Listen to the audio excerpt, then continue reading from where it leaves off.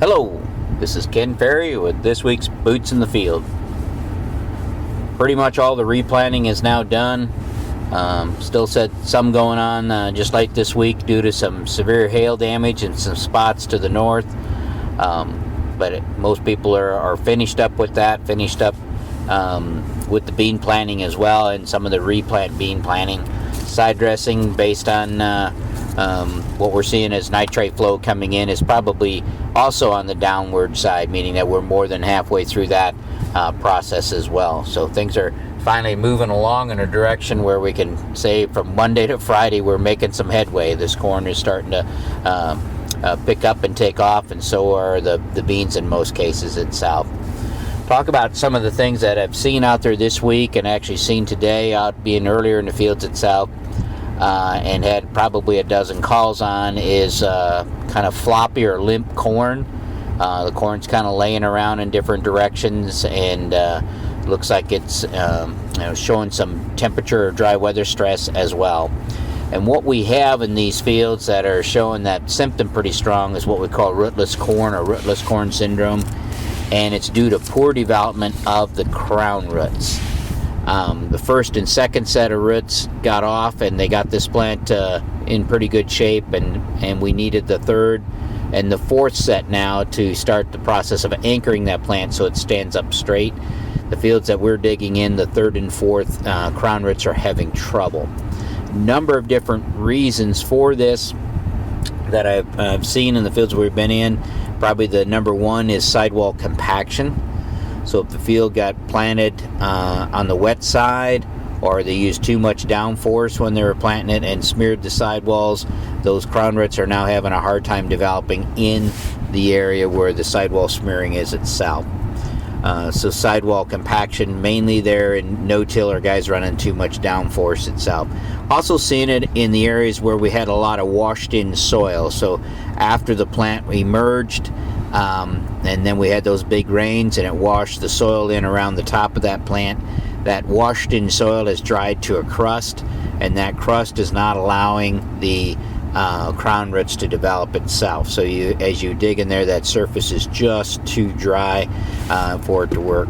Another place that we ran into it is where we didn't have enough tail pressure on the closing of the planter. So we left the soil a little too loose there at the surface, and it's dried all the way to the surface. Or if we used a double set of spader wheels when we were planting in dry conditions. Spader wheels are not very well known for firming that soil over the seed and to let the moisture out. So even in one field we could tell where the grower had a cast iron wheel on one side, a spike on the other. The spike side is the side that's not developing any crown roots. That soil stayed too loose and dried out too much itself. The only real cure for it, unfortunately, is rain. So we need to get some moisture, and those crown roots will take off. And that's the difference between crown roots and brace roots. Brace roots, which will come along later, they'll go right off the side of the plant into midair and find their way to the soil. But crown roots won't grow into dry soil, and they won't go into midair. They'll just kind of nub off, and they'll sit there and wait.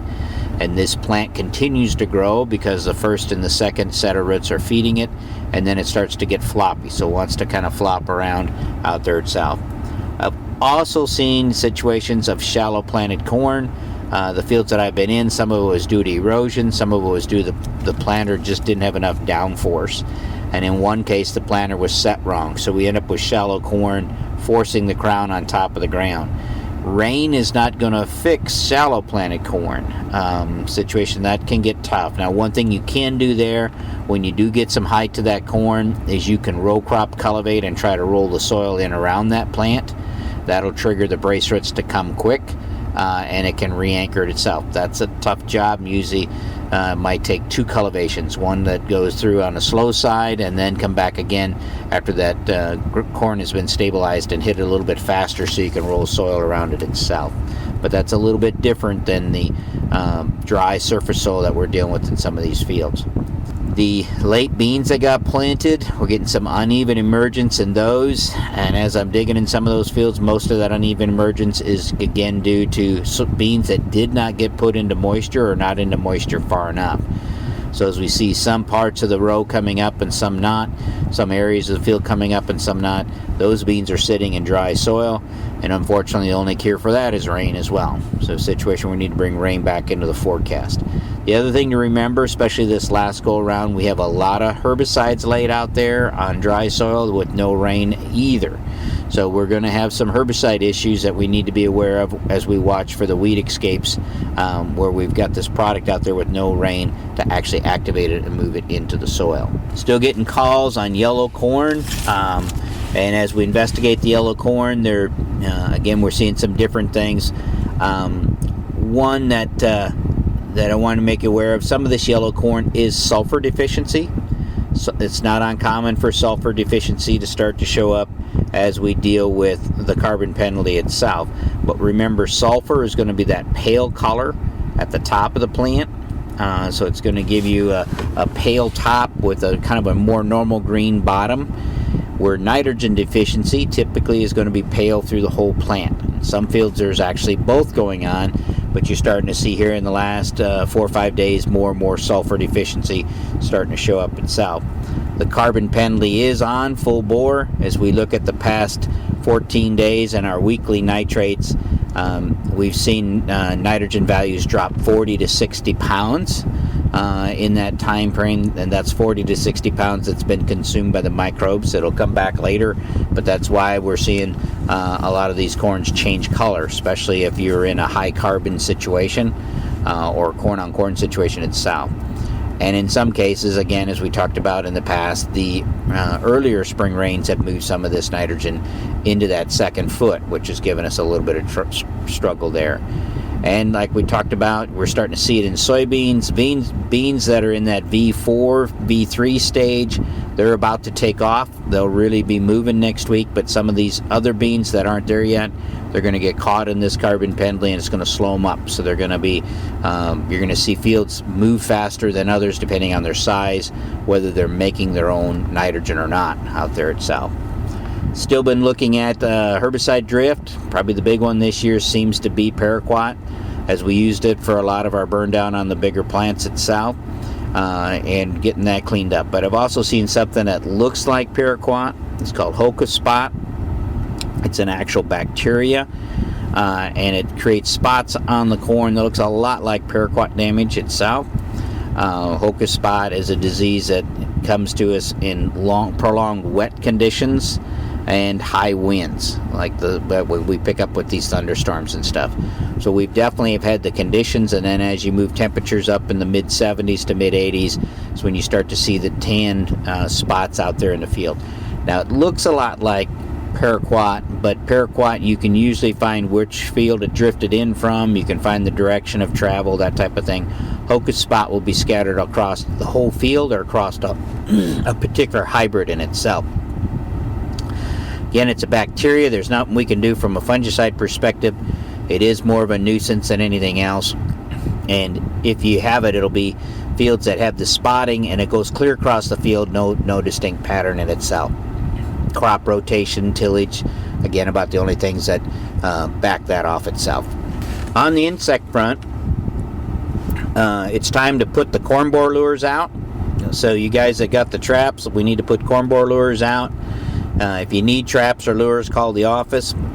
But if you picked them up at the bug meeting, let's go ahead and get our corn borer lures in place and start monitoring the flight of the corn borer moth itself, especially for you guys with the non-GMO corn. We're going to want to have some trapping out in itself, and don't forget to call that in. Keep an eye on the armyworm, still dealing with some armyworm issues, and starting to see some armyworm migrate from dead rye cover crops into different fields. So if they march across your field, they're going to create a problem in itself. But let's make sure that we keep an eye on that itself. Now, a message for the pest boss. Remember the pest boss we talk about in the meetings? That's the person in your operation who is basically managing all threats from weeds, insects, and diseases out there. One of the big jobs right now with this tough start is, as a pest boss, you need to map these fields. Because what you see now, especially in corn, is what you're going to get when it comes to pollination. between the uneven start, the uneven corn, the replant areas, and that type of stuff, we're going to have a pollination window this year that's going to carry on for about 2, maybe 3 weeks in some cases itself. And the silk clippers that we get concerned about, especially the rootworm beetle and Japanese beetle, they're going to move to the fresh silk. So this is a year when a small amount of beetle population is going to create a lot of trouble as it moves around and catches the fresh silks that are coming out. Now, how do they know their fresh silks are there? I don't know what the mechanism is. It's got to be some type of communication, because we see them in our pumpkin fields. It'll draw them in for about 2 miles out when they find a food source like that. So I imagine it has to do with pheromones and things of the nature. But we are going to have some issue, meaning that I totally expect that we're going to have to treat. Now, sometimes when your replant pond is getting clipped, it may not be enough to worry about. This year, unfortunately, we got so much of that that's behind, it's going to force us to spray fields even when maybe the whole field itself doesn't need it. But we need some good maps, because we're not going to be able to scout from the road. So draw those maps out now for your scouts. Be a great time to put your drones in the air and take some pictures, so you can actually then build a scouting plan based from the drone to make sure you're going to check all different ages of corn itself, and work through it.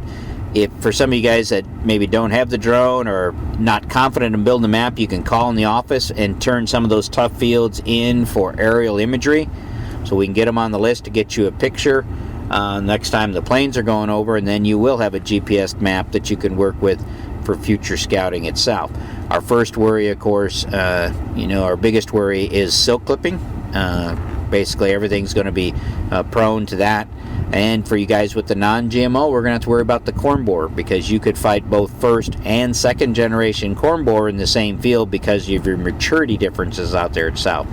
So again, now while we got the time and we remember where the spots are, and we need to at least be dropping pins or points or drawing maps to say, how do I check this field and make sure that we don't have an insect derail us here in about 30 to 60 days. Remember, our guys and crews are out soil sampling. They're trying to keep everything cleaned up as they go. So again, as I beg you to get your orders in so we don't go on by you and have to come back. So if you haven't done your soil testing orders, please get them into the office itself. Every week we talk about being safe, and for sure this week we had a nephew that got burnt pretty bad in a tractor fire. And we'd ask you to keep him and his family in your prayers as they start the long road back to recovery. But we got to think safety all the way through this itself. Hope you guys have a good week next week. Zach and I will be thinking about you as we help the Canadians deal with their serious walleye outbreak issues up there. And we'll be back in 2 weeks. So everybody, keep her safe, keep her rolling.